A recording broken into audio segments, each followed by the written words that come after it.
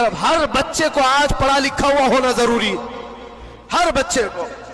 और जब हम इल्म की बात करते हैं तो कुछ लोगों को ये लगता है मौलाना सिर्फ मदरसों में ले जाने की बात करते हैं, मदरसों में ले जाने की बात करते हैं। इल्म सिर्फ मदरसों की बात नहीं है। इल्म को जो फर्क किया गया है ना, ये दीनी इल्म है, ये दुनियावी इल्म है।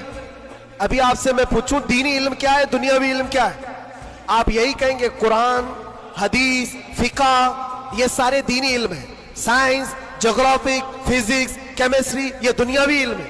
ये गलत सोच है, गलत कॉन्सेप्ट है।